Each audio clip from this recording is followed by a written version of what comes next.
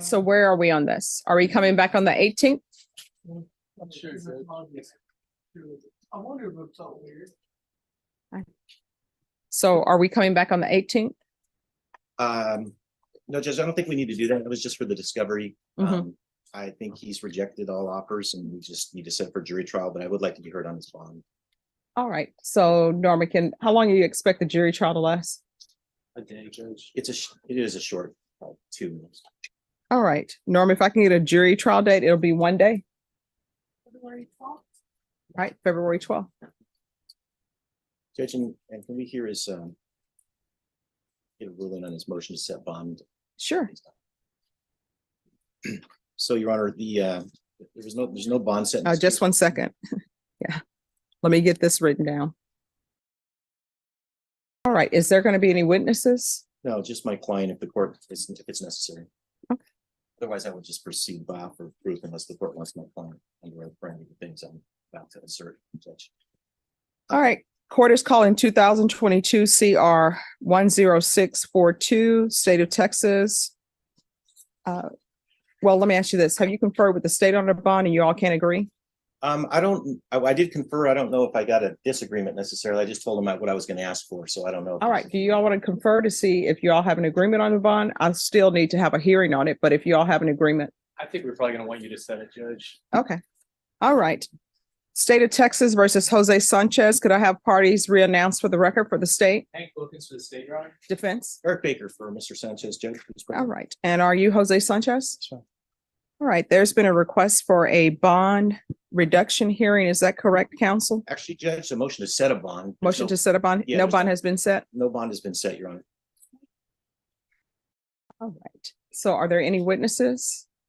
Your Honor, I'll call my client, but just I want to summarize for the court what we're going to be asking for and why. I've discussed with my client his finances and his ability to post bond. He is indigent. He has local ties to the community. He's lived here all his life. He was employed when he was arrested. He has that employment still available for him if he gets out.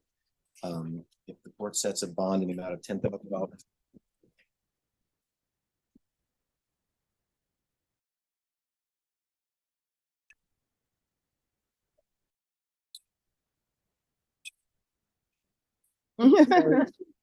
Sorry, My client's also being very helpful with the court and it's. Oh, I'm gonna make note of that for the record, that he's helpful.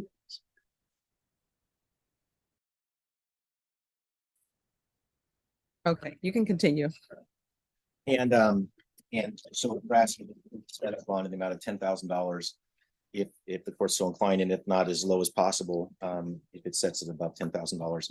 And I can put my, that's just an offer of proof. If the court wants me, I can put my client under oath and ask him those questions to establish those things if the court finds it necessary. I'm sorry. To establish those facts if the court finds it necessary. Otherwise, that's my offer of proof. All right, state. Yes, Your Honor, I would like to, I've showed this to defense, but this is the defendant's criminal history. I'd like to offer that as Stacy's in the morning.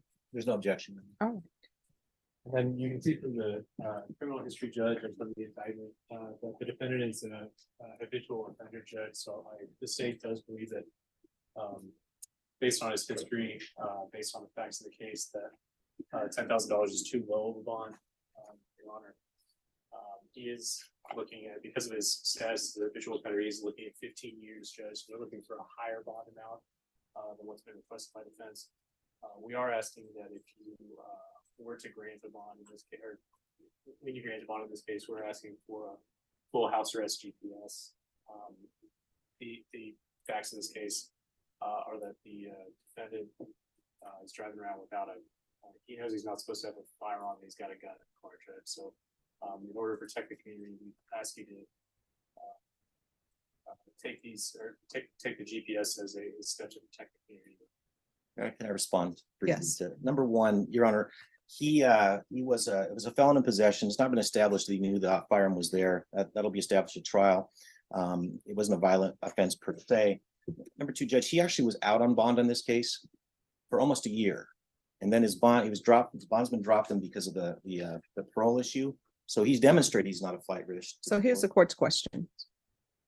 Does he not have a bond because the bondsman issued a affidavit to surrender surety. Is that the reason? Yes, Your Honor. So before the bondsman did that, what was his bond set at? He tells me 20,000. I haven't independently verified. All right. 2022 CR 10642. Your Honor, would ask the court to consider that although it was at 20, based on the 7 months he's been waiting for the state to answer a very simple question that it should have had the answer to in 1 week. I'd like the court to consider that in light of the fact that he may not be able to make a $20,000 bond, and in light of the fact that he's expressed a desire to get out so he can work, so he can afford his own attorney, he would like to hire an attorney. And secondarily, if the court is going to do GPS, I would request that the court allow him to work on that GPS monitor, because that's the main reason he wants to get out, so he can hire private counsel, and he'll need to do that quickly with a trial date in mid-February. All right. Judge, respectfully, can I respond to that? Sure. So, the defendant claims he was on his way home from work when he had the gun. So, that's why we're asking the GPS judge. It seems like he uses the gun for work sometimes. So, if you are inclined to grant a bond, we ask for full house arrest GPS. If it is going to be partial, where he's allowed to go to work, we'd ask for set times, Judge. So it's not just like, oh yeah. We'd have no objection to that. He could provide proof. All right. So everybody it's whispering a little bit, which makes it difficult for the court reporter. So people are starting with their voice here, and then it immediately drops. So if everybody could keep their voice level for the court reporter, that would be greatly appreciated. Let's try to make her job as easy as possible. And it's the state's See, fault. Dinah? I was just bringing it to his level. Yeah. But Dinah, I'm always thinking of you. All right. So I have a question for you, sir. Can you raise your right hand for me, please? Do you solemnly swear or affirm the testimony you give will be the truth and nothing but the truth, so help you God? Yes, sir. All right. You can lower your hand, state your name for the record, and keep your voice up. Alfredo Sanchez Jr. All right. So have you ever used any type of drugs before? Yes, ma'am. And what would that be? Methamphetamine. All right. When's the methamphetamine, marijuana, anything else? All right. Before you were taken in custody, when's the last time you used a drug?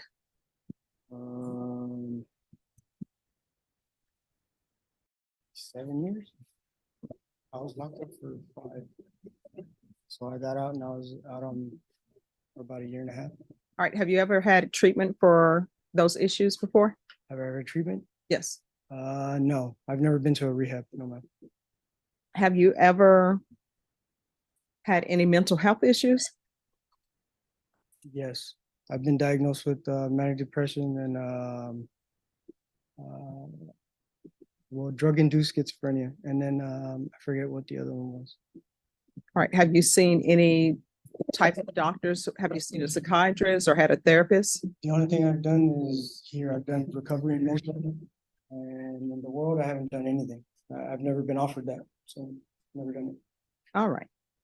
So the clerk has informed me that his bond before the bondsman got off his bond was $10,000. So unless there's some other reason for his bond being revoked, like for example, if he didn't show up for the court or something of that nature, I don't see why his bond shouldn't still be the $10,000. And that's based upon the fact that there was another judge who found that $10,000 was appropriate, and that's what they set it for. I would consider increasing his bond if there was a reason other than the bondsman doing an affidavit to surrender surety. But so I'm going to keep the bond at $10,000. I am going to order partial GPS. And that's for employment only. And you'll need to provide,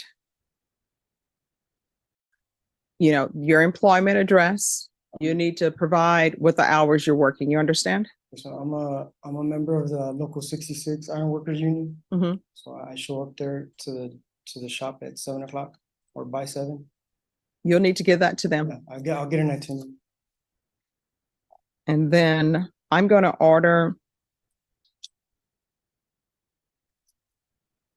outpatient treatment as a condition of probation. I'm sorry, as a condition of bond. I'm going to ask that the fees be waived.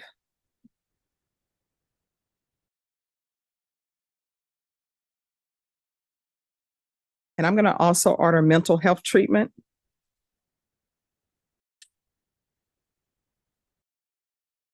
And that will be waived fees on that. Although I don't think they have fees for that, but I'll just put that in there.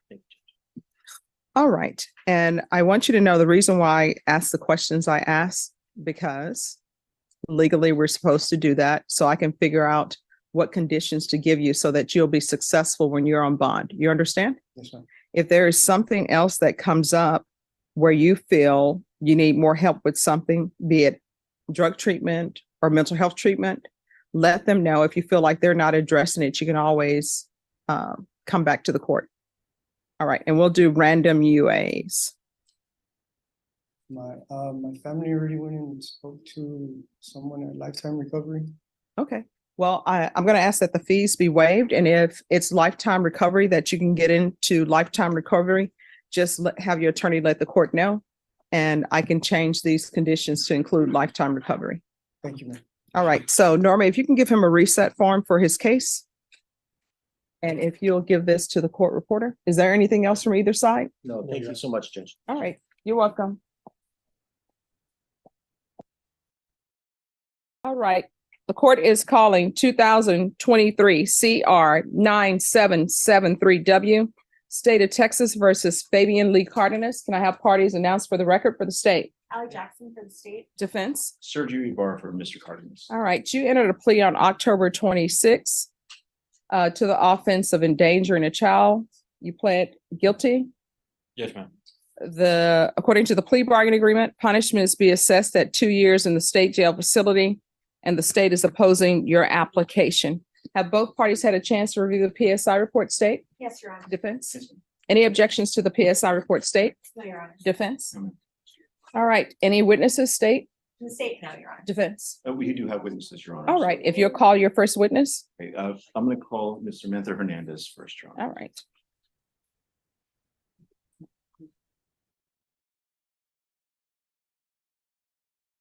All right. Can you raise your right hand for me, please?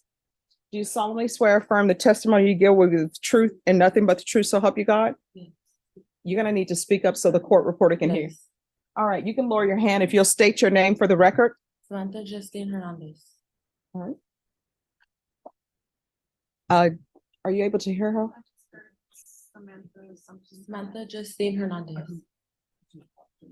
All right, defense. All right, so everyone else in the courtroom, I'm gonna need y'all to whisper.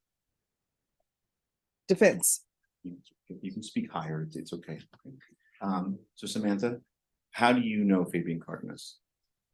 He's my baby dad.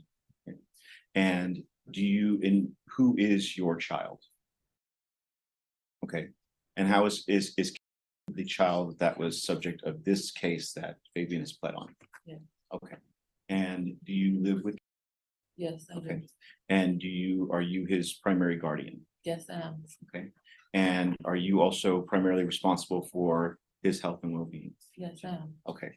Now, in speaking about this particular case, have you had an opportunity? Well, please explain to the court, as far as this particular day goes, what happened as far as when you left with Fabian?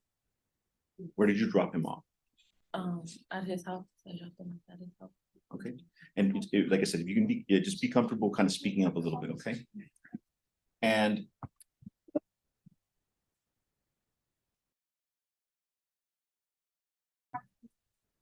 okay, thank you. Yeah. No problem. And at the time, he did live with his mother, is that right, Fabian? And how were you informed that he had gotten injured? His sister contacted me. And as far as you know, what did Fabian do as soon as he was aware that he had been injured? We were just trying to make things. And did he go with him to the hospital? He did.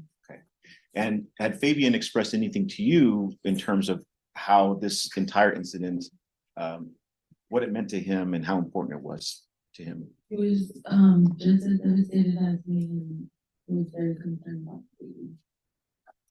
And regarding How is he doing now? Casey's doing good. What about his injuries, his physical injuries? They're good. He's healed and everything. Now, there was a pre-sentence investigation report that was done. I think you had done something of an interview with them, right?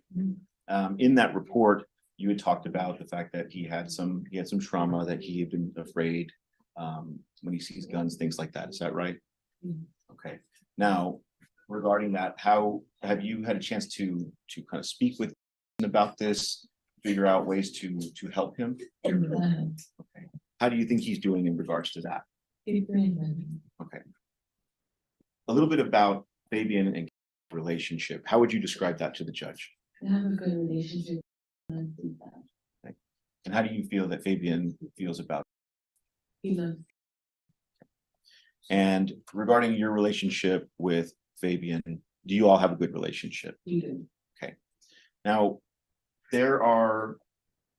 one thing that I think is important to at least express to Judge Boyd here is what you feel, if anything, how this has affected Fabian going forward in life. I feel like he wants to make some changes and be better. And in that, what are some examples of ways that you know of, like as far as, does he have goals that you guys have discussed? Does he have anything like that? Yes, he's trying to get his studio and One of the questions that I think almost everybody wants to know about this type of situation is, if Judge Boyd decides to place him on probation, how do you believe he will approach probation? I feel like he would do good because he would make sure he does everything that has to be. Okay. Do you feel that he takes it seriously? Yeah. Okay. Are you asking Judge Boyd to consider giving Fabian probation? Okay. I'll pass at this point, Your Honor. State, any Just a questions? few questions. How old is he currently? He's 3. And were you aware that Fabian had previously been on deferred for an unlawful carrying of a weapon as a misdemeanor? Okay, and were you aware that when this incident happened, he was on felony probation? Yeah. Were you aware that he had a gun in the house where you were dropping off? You weren't aware? Pass the witness, Your Honor. All right, any further questions? Nothing further unless the court has questions, Judge. No questions. Well, just one. How old was your son when this happened? How old was he? Yes. 2 years old. Right, so he was 2 years old, Or and, he was 2. and I think everybody's dancing around certain things, but he was shot with a gun. And is this the gun that he picked up, or is this the gun that somebody was playing with and he got shot? What happened? He picked it up. And to your knowledge, if you know, where was everybody else?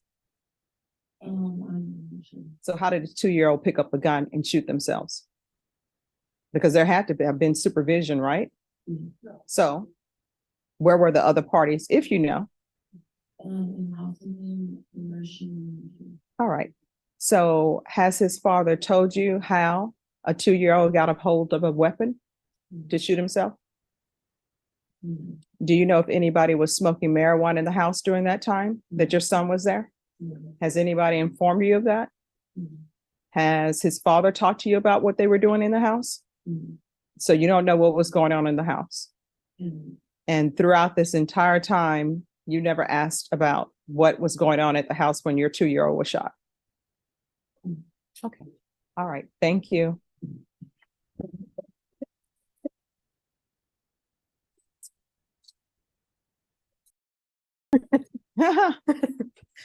All right. Any other witnesses? Yes, ma'am. I'm going to call Mr. Cardenas to. All right. Can you raise your right hand for me, please? Do you solemnly swear or affirm the testimony you give will be the truth, then nothing but the truth, so help you God? Yes, ma'am. All right. You can lower your hand, state your name for the record. Fabian Cardenas. All right. Defense. Thank you, Your Honor. Just to make sure that we're clear, you were placed on probation on a felony case, a felony evading case before this incident happened, right? Yes, sir. Do you remember when you were placed? How soon before? A month, About a couple of weeks, or longer than a month, or less than a month? less than a month. Okay. Okay. when there were firearms in the house, right? Yes, sir. Okay. And regarding those firearms, did you do anything in order to get those firearms out of the house? Yes, I tried to, You can speak to Judge. yes, I tried to pay somewhere else while I was on probation, but there were guns, so they were all clean. Anyone I tried to like give them to, like, it's kind of a hard for someone like take guns for you, if that makes sense. Like I try to give them to like one of my uncles or something, like if he could hold these till I'm on probation, and that's just not something someone would like take like that. So I really had nowhere to place them at the time. Because of that, though, you know, you're aware, and Judge Boyd is aware that sometimes you would have over at your mom's house, right? Yes, sir. Okay, so just to describe for Judge Boyd, what was the living situation like? I stayed in a back house at my mom's house, and I'll get like on the weekends or whenever my child's mother worked or I was working or something, or like I'll watch him and stuff. So your mother's house you were living in the detached living area from the main house? Yes, sir. Okay, and were you the only person living in that detached house? Yes. Okay, now, because you could not get rid of those, were you aware that that's something that you could have called either myself or even the court about help with? Were you aware at the time? At the time, no, but now I fully understand. Like I really could have got help from you, from anyone. It's just I didn't think that I could like call on anyone to be like, hey, where could I place these guns, or like at the time. But now like I'm fully over. And since that time, have you continued to check in with probation since everything's happened? Yes, yes. Okay. When you was shot, as far as the first time that you were made aware, where were you? I was right there around him. I was in the kitchen. Okay. And the shooting took place in the back room or in the back of the house? Where did it take place that you recall? In the back house, it's like a studio. Okay. And regarding where the guns were placed, or that gun was placed, where did you place it? It was I remember we woke up. I had it under the mattress. It was under the mattress, and yeah, that's what it was. What did you put it there? I had it there because I didn't think he'll go inside the mattress and stuff. I was on the phone, turned around for like less than a couple seconds, and then I hear it. Now, you said a couple of seconds. What did this situation teach you about the importance of gun safety? What children can get into? Please describe to Judge Boyd that. It didn't really just teach me, it also like changed my whole life. I look at it all a lot more different, but it teach me for sure gun safety. Not that I'm even gonna be around guns but how none of that mixes up. When you found out that had been shot, what did you do next? I grabbed him immediately. I started putting pressure on where it grazed him, and I told my sister to call the police, and then I went with him in the ambulance, and I went to the hospital. Was it just you and him, aside from the emergency personnel? Was it just you and him in the ambulance? Yes. Okay. And when you got to the hospital, did you go anywhere else? No. Okay. Eventually, law enforcement showed up there. Is that right? Yes. Okay. And did you cooperate with them? I think at the time I was so much stuff was going on. I was just worried about my son. I think I declined. No. I talked to him, but that was really. Did you end up explaining to them the situation there at the hospital? Yeah. Okay. You had just been placed on probation for the evading case. And then this occurs. Now, we're asking Judge Boyd to consider placing you on supervision. That way you can do the things that she requires you to do. Now, after this had all happened, I know that it's just been a little while, but what do you have to say to Judge Boyd about how you will do under her requirements of you should she place you on probation? Basically,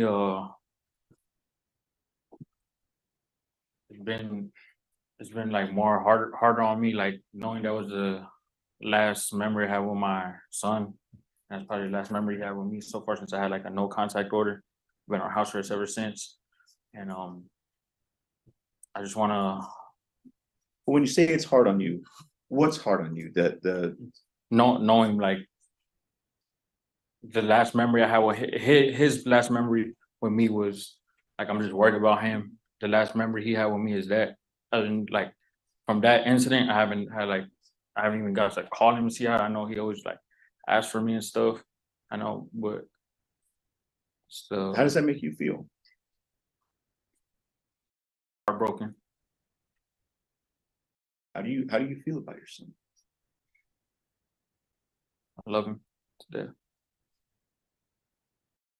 But you know that your inability to, that the fact that you didn't ask for help when maybe you could have, as you talked about, like, now you know that you can reach out to other people or try to get the court to help you or whatever, but you know that, and you talked about this in your pre-sentence investigation, but because you didn't ask for that help to get that done, he was injured. You're aware of that, right? Yes.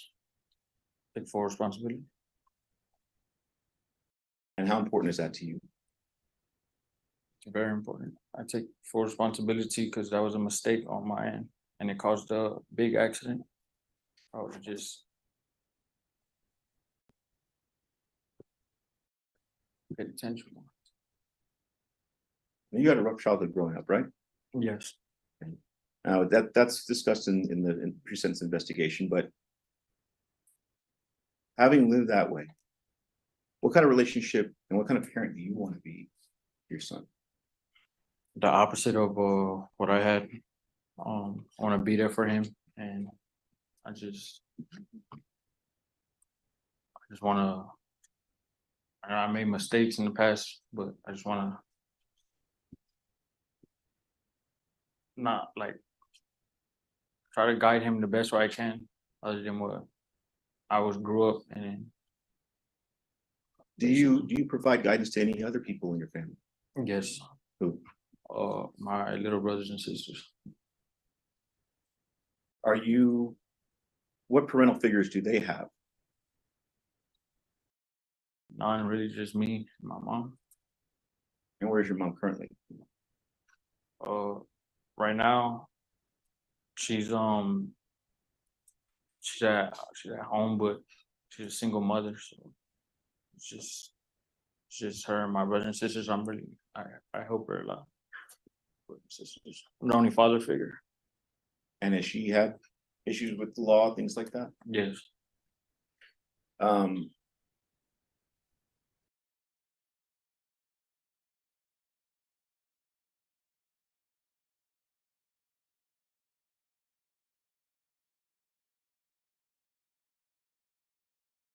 moment, Your Honor, sorry. Sure, no problem.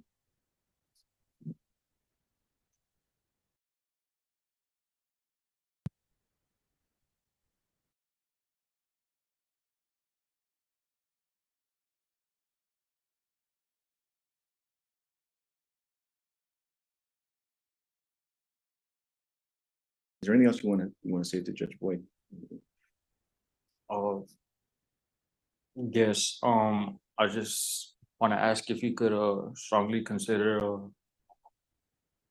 giving me probation. I'm trying to go down the right track. I actually like trying to switch my life around. Like I made mistakes, but I don't think that should like define who I am, the type of person that I am.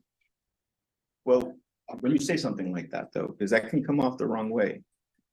And you and I have talked about your life and things like that.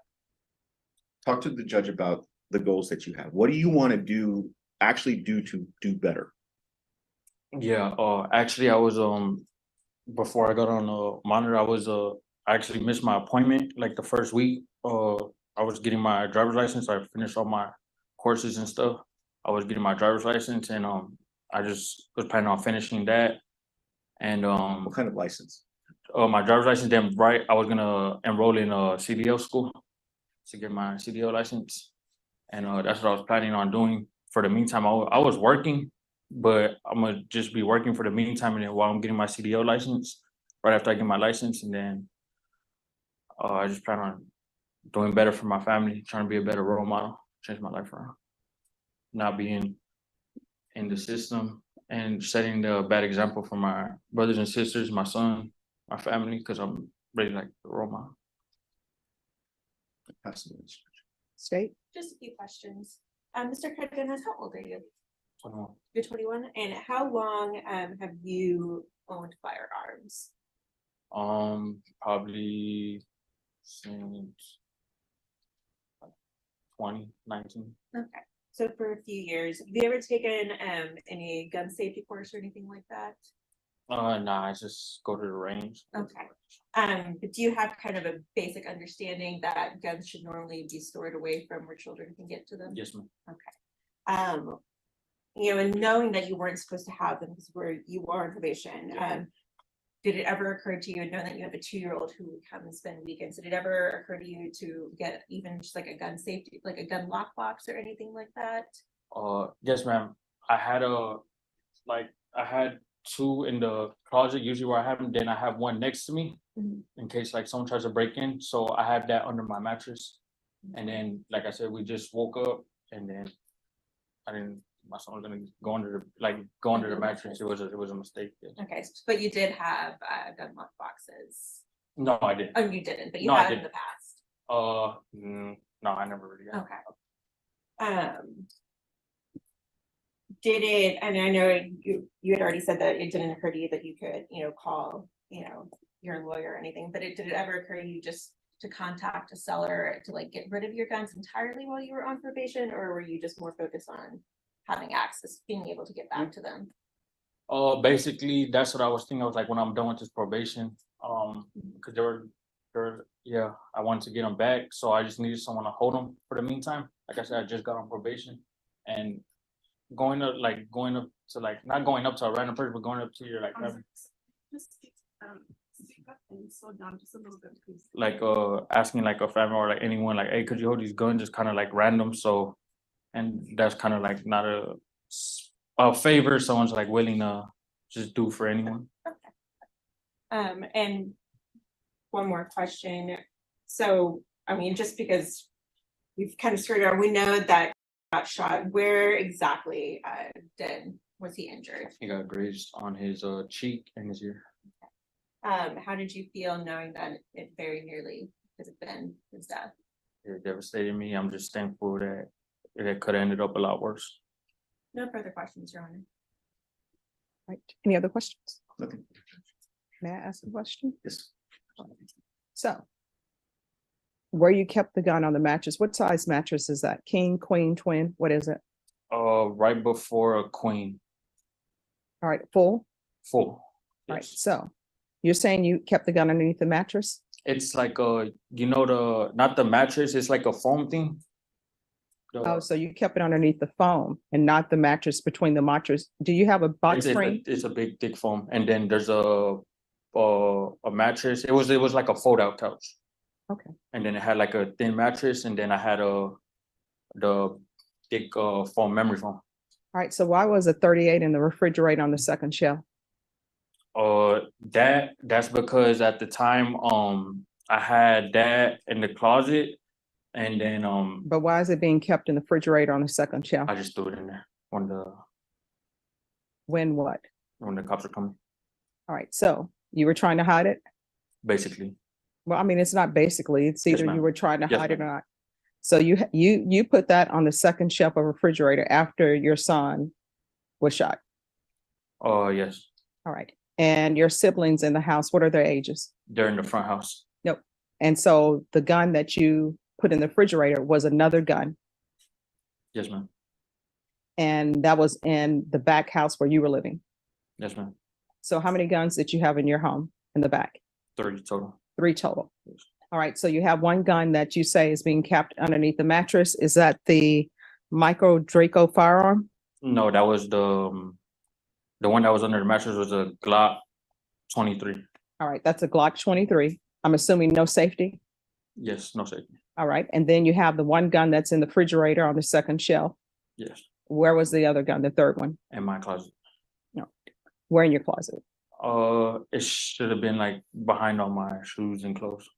All right, the TAP evaluation says that you've only smoked marijuana once in your lifetime, correct? Yes. Who did you have coming over to your house? Any other people? Just you and your son? Yeah, just me and my son. All right, so who's smoking marijuana in that back house? You or your son? No one. Well, this is what the police says. Police says, I entered the rear location. That's where you stay, right? Yes. And began to search the location for further evidence. I immediately smelled the odor of marijuana. I knew the odor to be that of marijuana due to my training and experience. They said they were not able to locate marijuana in the residence. So you're saying there was no marijuana? Nobody ever smoked marijuana? No. And if you're drug tested today, what are the results going to be? I passed it. I never had a problem with drugs. I don't do no drugs. Mhm. All right, any other questions? Nothing further. No, you're not. All right. So I'll take a drug test Yes, ma'am. and then I'll make my decision. Understood. Yes, ma'am.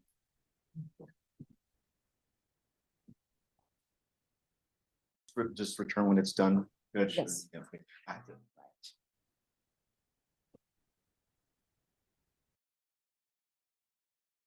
So, Mr. Cardenas, Yes, I ma'am. understand that you probably have regrets because your child could have been killed.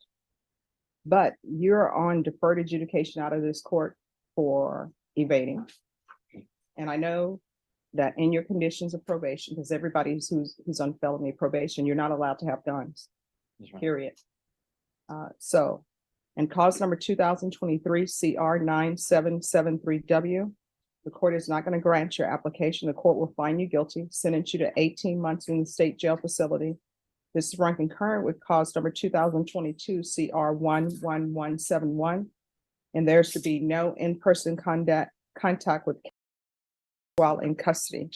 So he can do phone calls. I'm sure she'll have phone calls or that type of situation.